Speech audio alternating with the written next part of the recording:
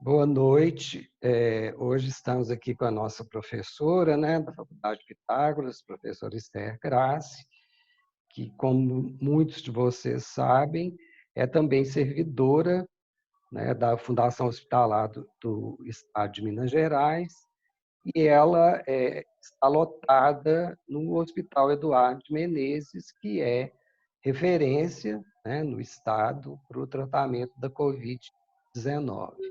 Professora Esther, seja bem-vinda, um prazer recebê-la aqui, né, com os alunos do 7º período, na disciplina Boa de... noite, é um prazer estar aqui com o professor Marco Túlio, né, nossa referência aí também no curso de odontologia e também na FEMIG, né, epidemiologista e mestre, doutor e muito preparado aí para discutir essas questões do momento atual que a gente está vivendo, que é um momento difícil, né?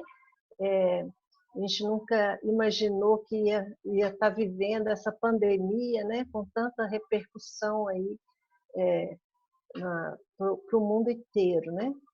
E o Hospital Eduardo de Menezes, né, nós tivemos uma série de mudanças a partir do mês de março, quando foi decretada a pandemia. O nosso hospital já era uma referência na área de infectologia e a partir de agora ele é referência para os casos de Covid. Então, 100% dos leitos, seja de CTI ou de enfermaria, estão ocupados por pacientes suspeitos ou confirmados do Covid-19.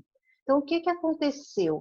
Num primeiro momento, os pacientes que estavam internados no Hospital Eduardo de Menezes foram transferidos para o Hospital Júlia Kubitschek, e a gente tinha pacientes com imunidade baixa que não poderiam ficar junto, né, de pacientes ou próximos, né, que o risco de contrair o COVID, né, para eles seria um grupo de risco, né?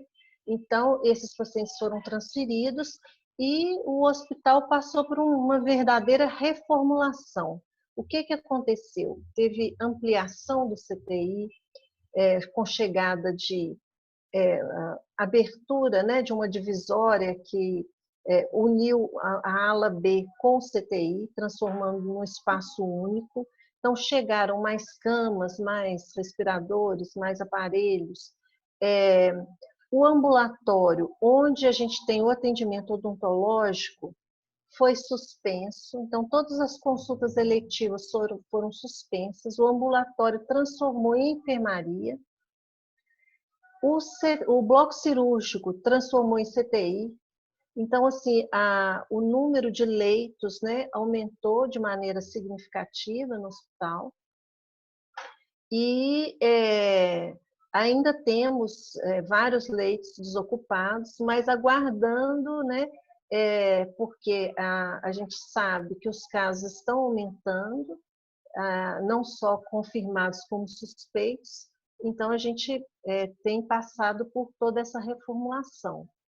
Então, professor Esther, sim. Oi, eu ia mostrar aqui Sim, uma sim, imagem de sim. uma, Eu de ia uma pedir, área inclusive, para mostrar. de uma área que está sendo reformada, né, no hospital, que vai abrigar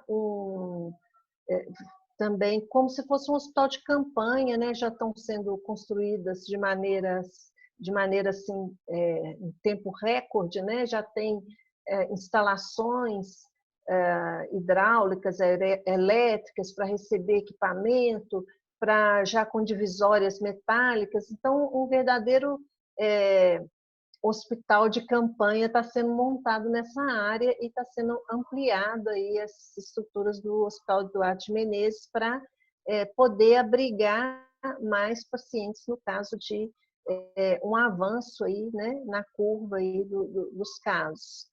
Quantos novos leitos que vão ser montados?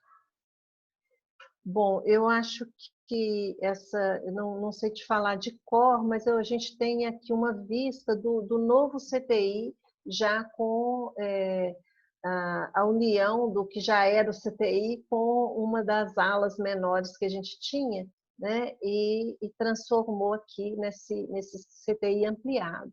Então, esse CTI, ó, nós vamos ter, nesse momento, 70 leitos de enfermaria e 40 de terapia intensiva, podendo expandir para 84 de CTI, assim que ficar pronto aquela parte da reforma. Né? A parte Então, da reforma seria... é essa que está na tela, né? Esse é o CTI antigo ampliado. Não, na minha tela está aparecendo só a parte que você falou que está em construção. Só um minutinho. Olha se consegue visualizar essa tela agora Sim, do agora CTI. sim, agora sim. Esse é o Tá, então, CTI que você falou, atual. Atual. É o antigo reformulado, né? Ampliado. São quantos leitos? Então, a gente tem hoje 40 leitos para terapia intensiva e 70 leitos de enfermaria, sendo que existe a possibilidade de expandir para 84 leitos de CTI, Que se seria aquela necessário. ala nova. Isso. Uhum. E aqui a gente pode ver que tem camas novas, um respirador novo, equipamentos novos que chegaram dentro dessas doações e destino de verbas, né, também governamentais para esse momento aí, né, da controle dessa doença contagiosa aí, que é o Covid-19. E Posso interromper um minuto? pode sim. O Hospital Eduardo Menezes, ele tem, né, a missão dele é o atendimento às doenças infecto-contagiosas, né? Seriam os casos de HIV, tuberculose, não é isso? Isso. Em um momento em que que o ambulatório estava funcionando, a gente tinha um atendimento odontológico sendo realizado e esse atendimento era preferencial, né, para os pacientes HIV e hanseníase, porque esses pacientes, devido a preconceito, eles têm dificuldade de atendimento em outros locais. E muitas vezes esses pacientes têm outras doenças associadas, e uma doença frequente é a tuberculose. E então essa questão respiratória é uma questão que sempre nos preocupou muito. Então, desde o primeiro momento que se iniciaram os atendimentos no Eduardo de Menezes, na área de odontologia, tem essa preocupação de usar a máscara N95, de usar um protetor facial, né, de fazer a paramentação adequada, né, e a preocupação com a questão respiratória é uma preocupação que a gente vai ter que passar a ter para sempre aí na odontologia. Depois que passar toda essa crise, a gente vai ter que adotar novas medidas de biossegurança no atendimento rotineiro nosso.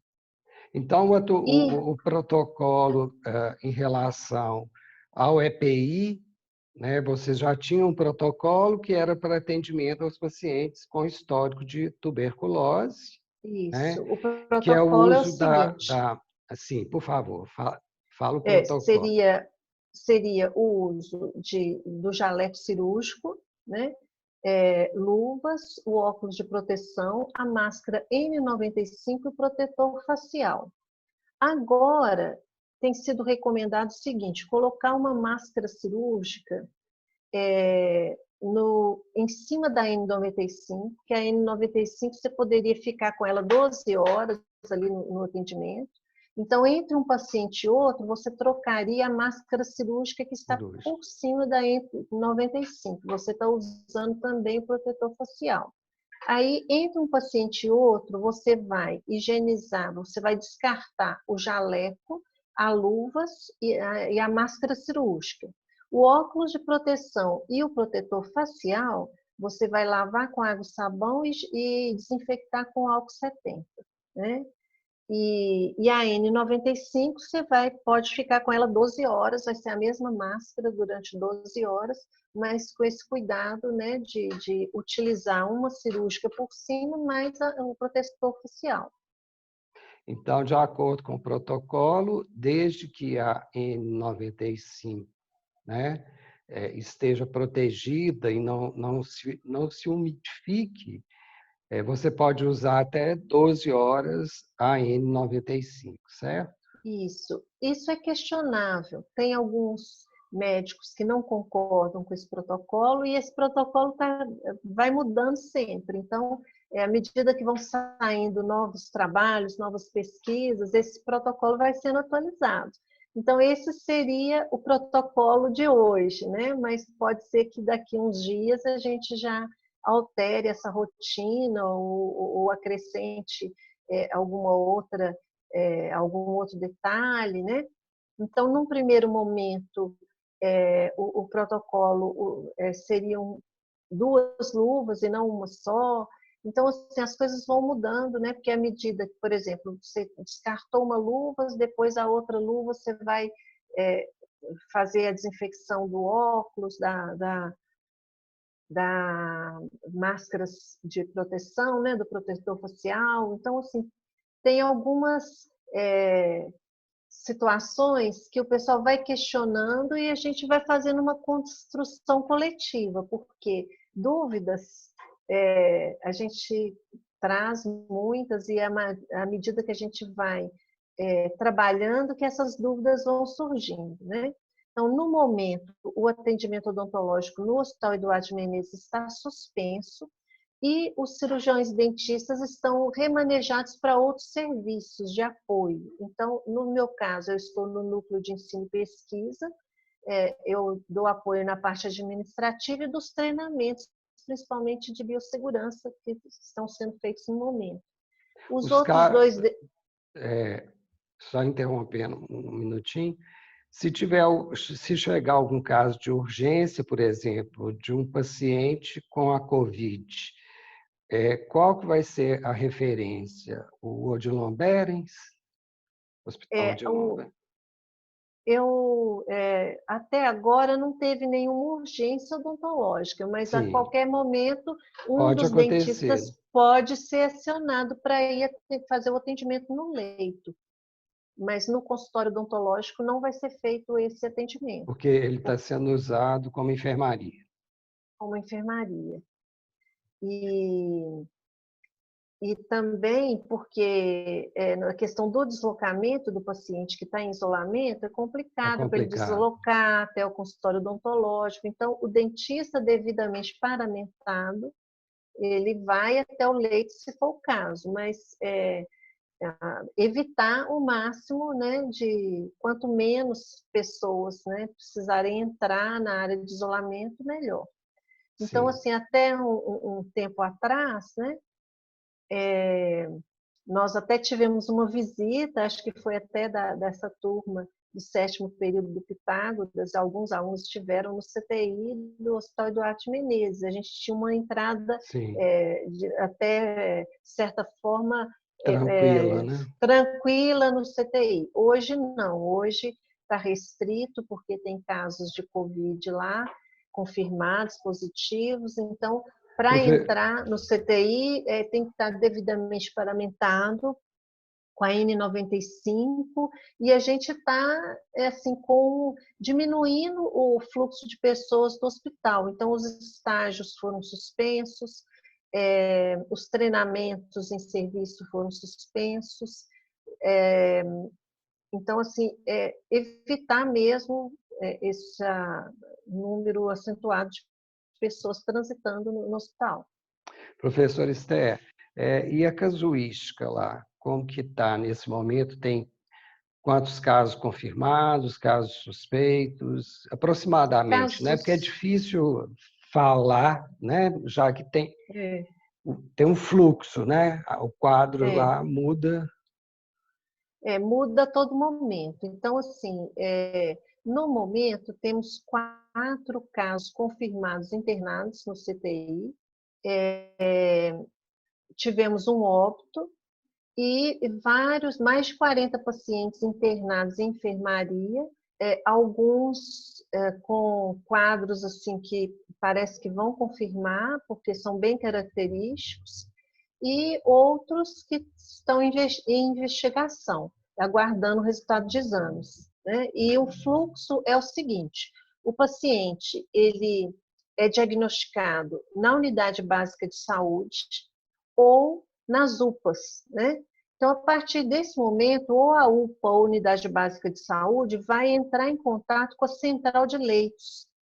E a central de leitos liga para o plantonista do hospital, que tem um telefone que é institucional, que fica com o plantonista, um celular, e ele que vai admitir. Então, na central de leitos, eles já conversam com esse médico de plantão e explicam a situação para ele saber se esse paciente tem que ser admitido no CTI ou na enfermaria. Aí ele fala que Ele tem faz vaga ou não tem vaga. só interrompendo, ele faz, então tem uma pré-triagem, né? Isso, Que é via telefone, para não via deslocar esse paciente também.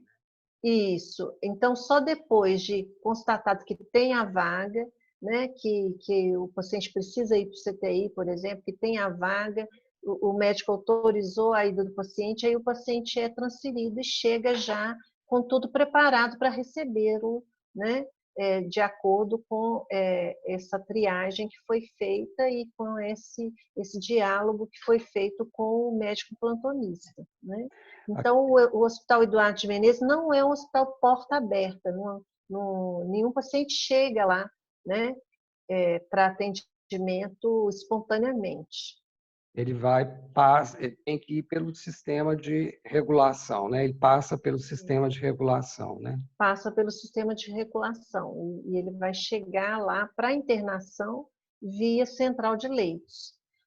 Antes do Hospital Eduardo de Menezes ser destinado apenas ao atendimento de Covid-19, que a gente tinha o ambulatório, a gente tinha consultas eletivas que eram agendadas, né, dos pacientes que já tinham passagem pelo hospital, que foram diagnosticados e continuavam tratando alguma doença no hospital. Então, a gente tinha o agendamento de consultas, mas não como o hospital nunca foi assim um hospital porta aberta que recebe casos de urgência e emergência.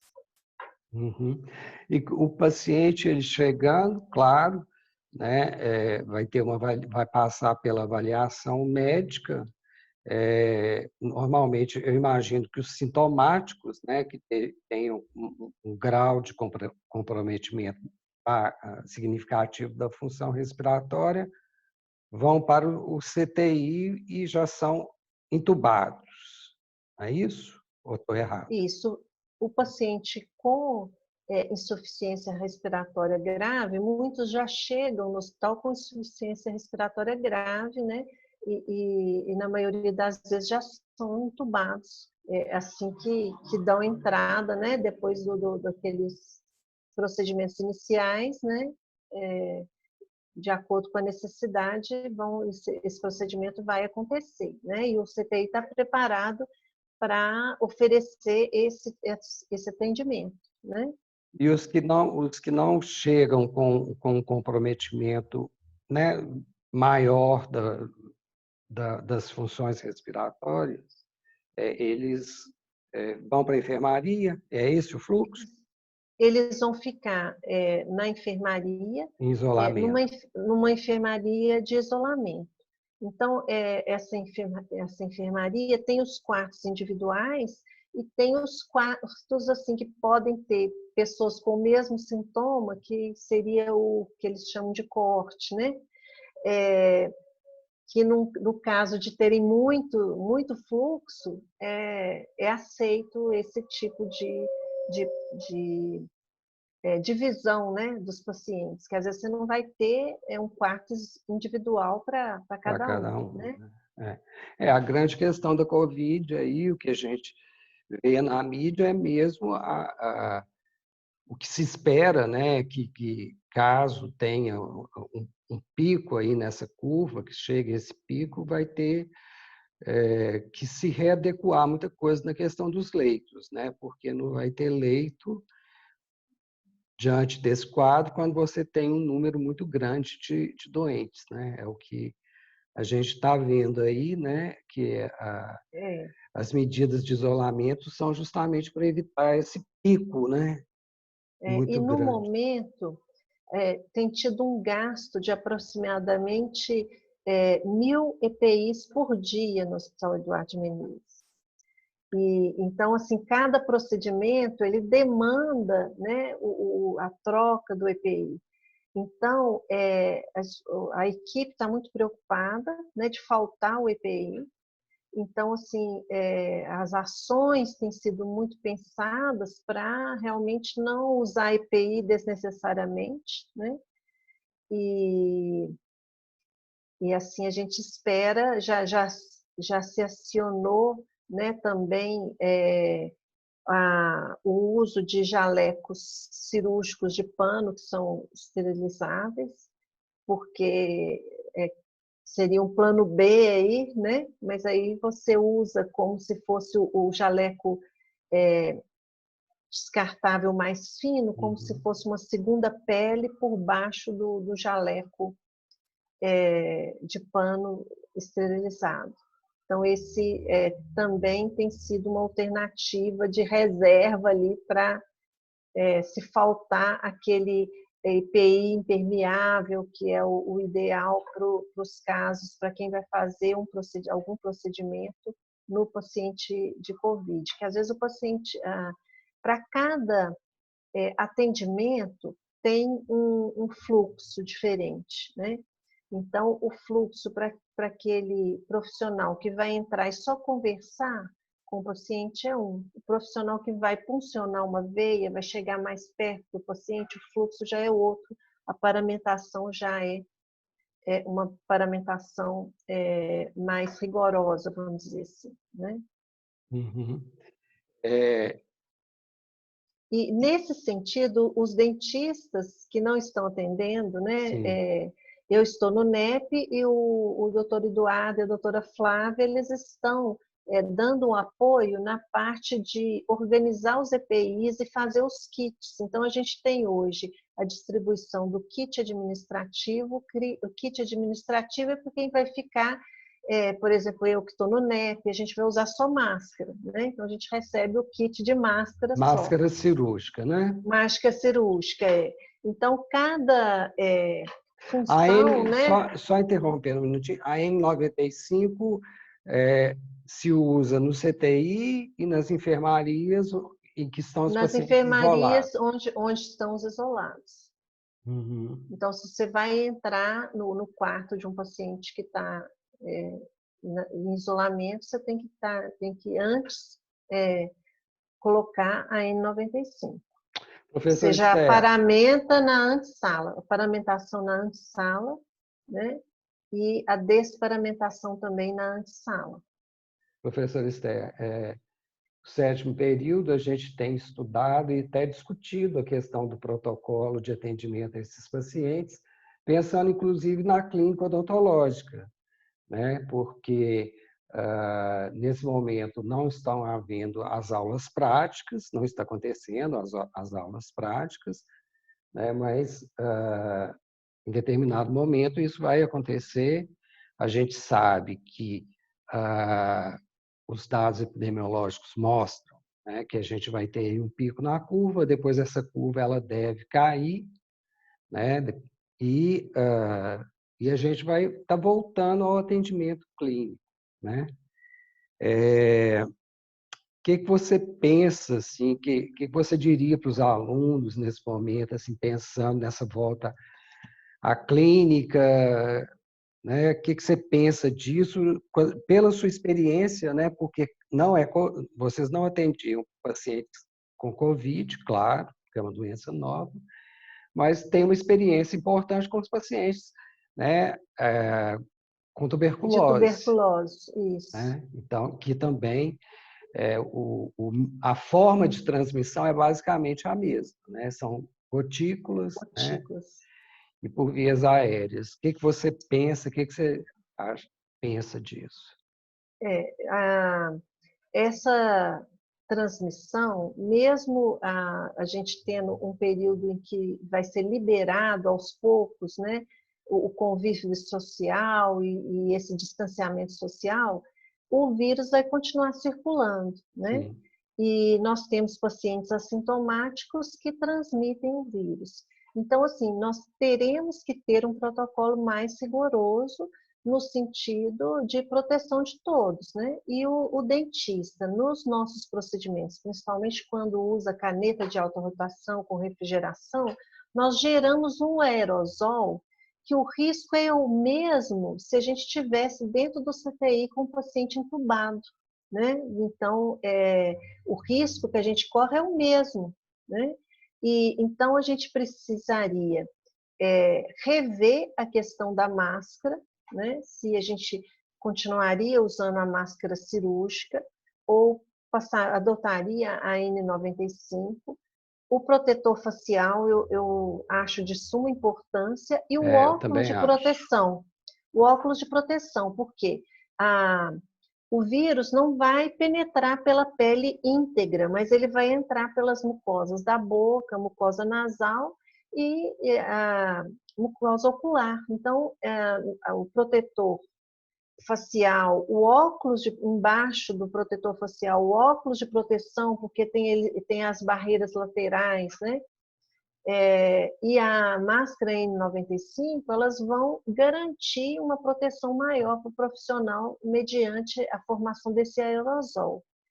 E uma boa anamnese, protocolos como aferição de temperatura de paciente, uma anamnese cuidadosa, pensando nessa situação epidemiológica que a gente está vivendo, né? Então, tudo isso tem que ser levado muito em consideração. E a gente tem visto na literatura que os profissionais de saúde têm se contaminado na desparamentação. Então, o Sim. cuidado especial tem que ser tomado também no intervalo de atendimento entre um paciente e o outro, na hora de retirar essa indumentária. Então, eu me coloco à disposição até se que o professor Marco quiser montar um treinamento para os alunos sobre Ótimo. biossegurança, né? Sobre alguns detalhes que a gente tem que observar na hora de paramentar, na hora de desparamentar, né? A lavagem correta das mãos, todo o protocolo, né, que a gente vai ter que seguir e atenção. Os erros, os contágios, os acidentes com perfil-cortantes, eles acontecem nos momentos de falta de foco, falta de atenção do profissional. Celular durante o atendimento, nem pensar, né? Então, assim, alguns hábitos vão ter que mudar, né? É, Então, a gente tem que levar isso realmente a sério. eu acho que né, pós-pandemia, né, a gente vai viver um momento muito parecido com a da epidemia de HIV, né? Eu comentei com os alunos que quando eu fiz faculdade, imagino que você também, a gente não usava luvas, né? Isso, eu fiz extração de dente sem luvas. Eu não Há fazia 30 porque anos, há 30 anos atrás. Né? Isso hoje é um absurdo, né? Isso é é um um absurdo absurdo. completo. A gente hoje é inadmissível trabalhar sem luvas, né? A gente não consegue trabalhar mais. Mas eu creio que a gente vai ter que vivenciar esse momento mesmo de repensar a biossegurança, né? Eu acho que a viseira, né? Ela vai ter que ser incorporada à nossa prática, né? A questão da N95, eu concordo com você, e assim, o que eu tenho visto na literatura é que os procedimentos que geram aerossol têm que ser feitos, né, com a N95, né? Então, eu E acho tem saído no mercado novas máscaras também, com com testes muito bons também com relação à proteção. Então, a gente tem que ficar atento aí, porque novos produtos estão saindo também. E acho que também, nesse aspecto aí, eu acho que uma coisa que a gente nunca se preocupou, que a odontologia nunca se preocupou, foi com a qualidade das máscaras, né? Então, a gente vai ter que ser mais criterioso em relação a isso, vai ter que ter parâmetros, né, do quanto a determinada máscara isola ou não, né? Isso vai ser necessário, né? São coisas que a gente não se preocupava até então. E, de repente, um estudo sobre as máscaras disponíveis no comércio pode ser até o tema de um trabalho científico, de um De trabalho um de conclusão de TCC, né, um curso, por trabalho de exemplo, conclusão né? de curso, para estudar mais a fundo isso, né, para a gente entender, porque na realidade a gente não conhece, né? Eu tenho visto algumas coisas, acompanhado algumas coisas, eles têm usado muito aerossol, não sei se você já viu, né, para testar as máscaras, né? A gente vê num desses vídeos que eu assisti, eles mostraram a diferença da N95 para a máscara cirúrgica é muito grande. Ela filtra muito mais. Então, eu também concordo que, nesse momento, né, a gente vai ter que, sim, optar por usar a N95. Né?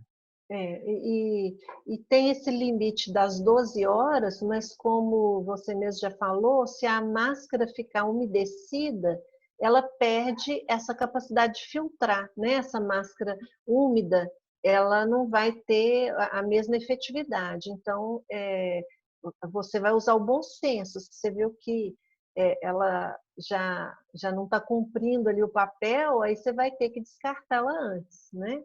É. Então, é preciso ter ali a máscara de reserva, não contar que vai ser um dia, uma máscara por dia. Pode ser que seja necessário mais de uma máscara, né, num dia de atendimento, por exemplo. Né? Mas Porque... Sim, pode falar. até o momento, a melhor opção para nós, cirurgiões dentistas, é a N95 para nos proteger dessas questões respiratórias, das doenças respiratórias que a gente está muito exposto, né, no nosso atendimento e justamente por causa desse aerosol que é gerado, né, durante o atendimento. Eu creio que, né, pós-pandemia, e eu tenho falado isso com os alunos, a gente vai ter uma série de mudanças, né? Eu achei muito interessante que aquele ex-presidente, o Henry Kissinger, ele falou que vai ter uma mudança de paradigmas, né? Muito grande depois da pandemia. Eu acho que algumas coisas vêm para ficar. Por exemplo, eu acho que a questão do ensino à distância ele tá se solidificando enquanto, né, uma modalidade de ensino. Eu acho que as indústrias também vão ter que passar aí por um processo de readequação. E a gente está vendo aí que a maioria dessas máscaras elas são produzidas na China, né? Então a indústria nacional também vai ter que se adequar, porque vai ter uma demanda nesse sentido, né? Com certeza, e o Brasil tem toda a condição de produzir esses insumos, né? Porque E agora é questão de sobrevivência, vai ter que produzir, porque não vai ter o suficiente para o que a gente vai precisar. eu creio nisso também. Eu acho que, né, talvez tenha até empresários já pensando nisso, né, porque a gente está vivendo a primeira onda, né, aí da Covid. E eles já estão falando da segunda, da terceira. Eu tenho lido alguns estudos epidemiológicos, né, falando que, porque nesse momento de que a curva está ascendendo, quem está se infectando são susceptíveis, né? Mas esses casos ou vão evoluir para óbito ou vão ter cura, mas daqui a pouco, quando começar, né, quando chegar o fim do isolamento social, que as pessoas, outras pessoas que são susceptíveis e, nesse momento, estão em isolamento, por isso não estão se infectando, né? Você pode ter aí a segunda onda, né? Que é o que eles estão falando. Não vem com a mesma intensidade, claro, né? Mas vem uma nova onda. Então, quer dizer, o vírus vai estar circulando enquanto não tiver uma vacina, né? A gente vai ter pessoas aí se infectando e precisando de atendimento, né? Então, assim, eu tenho os alunos do 7º período, a gente tem discutido protocolo, né? Até porque eles estão fazendo 3 clínicas já, né? Então estão aí bem avançados nas clínicas, e a gente vai ter que pensar nisso, né, professor Esther? Com certeza, com certeza. O mundo não vai ser o mesmo depois dessa pandemia. E eu acredito que muitas coisas vão ser para sempre, né? É um aprendizado e vai exigir, né, que a gente saia da nossa área de conforto, né? Estava muito bom já cada um com a sua rotina, né? Então, essa doença veio para mexer com essa zona de conforto e a gente aprender mais um pouquinho e reinventar, né? Reinventar os nossos protocolos, os nossos atendimentos e buscar um atendimento odontológico que seja seguro para o paciente, para o profissional, para toda a equipe que está envolvida ali na clínica odontológica, né? Desde o pessoal da limpeza até o pessoal de apoio, o paciente, o profissional, todo mundo tem que trabalhar num ambiente de segurança, né? É. E, e todas essas equipes vão precisar receber um novo alinhamento, né? Porque é, as mudanças vão ser significativas, né? Então, o pessoal que limpa a clínica, que produto melhor para fazer a desinfecção, como que vai ser feito, né? Então, assim, todas essas equipes vão ter que passar por um novo treinamento, né? E a gente precisa aproveitar esse momento que nós não podemos ainda fazer o atendimento presencial, mas usar esse momento como uma oportunidade da gente estudar e de nos prepararmos para poder fazer esse atendimento de maneira correta. Se fosse para fazer o atendimento hoje, eu não estaria preparada, né? Mas eu estou estudando, eu estou me preparando e eu sei que vai chegar um momento que eu vou ter segurança para fazer voltar aos atendimentos do consultório de maneira segura e com já um novo protocolo estabelecido para o atendimento. Isso que você falou, eu acho muito importante, que é um momento de estudo, né? É um momento que as pessoas estão tendo que estudar para conhecer mesmo, porque é uma coisa totalmente nova, né? Ninguém sabe praticamente nada ainda dessa doença, né? O conhecimento científico em relação a ela é muito, muito pequeno ainda. É uma doença que surgiu no final do ano passado, né? E que está aí, né? Que é uma doença grave, né? A taxa de letalidade tem se mostrado muito alta, né? E aquela coisa A inicial de que transmissão, né, também muito rápida, muito né? rápida, e aquela coisa inicial que se pensava que ela afetava somente idosos, né? Ou principalmente idosos, a gente está vendo que isso não é bem assim, né? Ela afeta a população adulta, ela afeta adolescentes, a gente tem casos até em bebês, né? Já aí na literatura e está sendo apresentados para a gente, né? Então, eu acho que é tudo muito novo, né? A gente vai ter que construir um conhecimento e eu tenho discutido com os alunos, trazido artigos, para a gente pensar mesmo num protocolo da clínica, né? Da clínica, que a clínica vai ter que voltar em determinado momento, e é muito importante que eles estejam preparados para poder atender, como você falou, com segurança, né? Que tem os protocolos já padronizados, né? Para que tudo flua bem e com segurança, né? Para todos nós, né? Alunos, professores. E a questão da biossegurança, eu acho que ela está muito na atenção do profissional de seguir as etapas necessárias ali, né? Na hora de paramentar, desparamentar, na hora de tocar algumas superfícies com luvas contaminadas, né? Então, nesse sentido, o trabalho a quatro mãos, ele auxilia muito, porque evita, né, de você Uhum. contaminar a superfície em volta da sua área de trabalho ali, né? E então, assim, o profissional tem que estar atento. A odontologia é uma profissão que não só pelo próprio preparo cavitário, pelos procedimentos que a gente executa, ela exige concentração e atenção. E agora, mais do que nunca, com as questões de biossegurança, mais atenção e mais concentração para trabalhar. Então, não pode ficar aí viajando, né? Na hora do Com a atendimento, máscara não. no queixo, né? A máscara no queixo.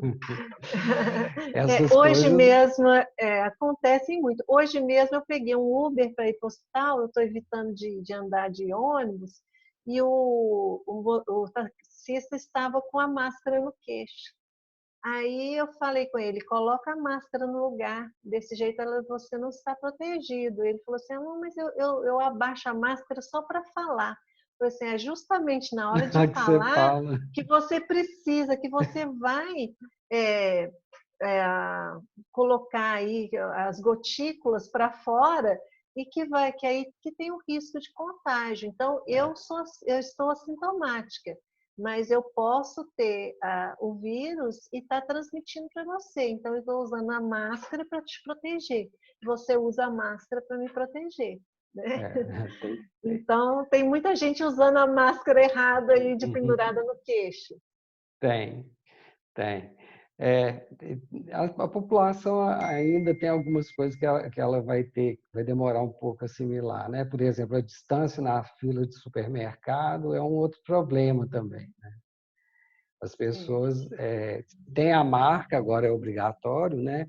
Ter a marca ali de 1 metro para você ficar, mas as pessoas, de uma maneira geral, ainda, né, excedem aquele limite, né? Então, eu acho que tem muita coisa ainda, muito conhecimento que a gente precisa, né, adquirir, É. e muitos hábitos que a gente vai ter que mudar. A mudança de hábito é uma coisa difícil, mas ela vai ter que acontecer, né?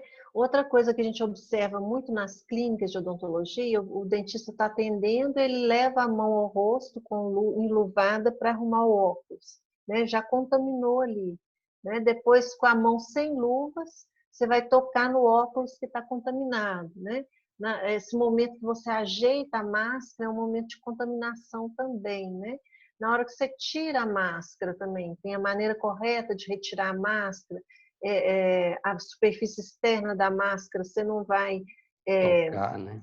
tocar nessa superfície e a máscara cirúrgica você já vai, assim que você retirar, o ideal é que você já faça o descarte dela para não ficar tocando, porque ela vai filtrar o vírus, as partículas ali na superfície externa, né? Então, muitas vezes a pessoa termina o atendimento e ela vai pegar ali de maneira incorreta e já vai se contaminar, né? Naquele momento da desparamentação. Então, assim, são algumas observações, né, que nós vamos precisar ficar mais atentos. Professor Esther, quero agradecer sua contribuição aí com a disciplina, mais uma vez, né? Tá? E Foi um prazer falar com você, professor Marcos Túlio. vamos pensar no treinamento. Vamos pensando juntos aí e continuar estudando e acompanhando as novidades que vão aparecendo, né?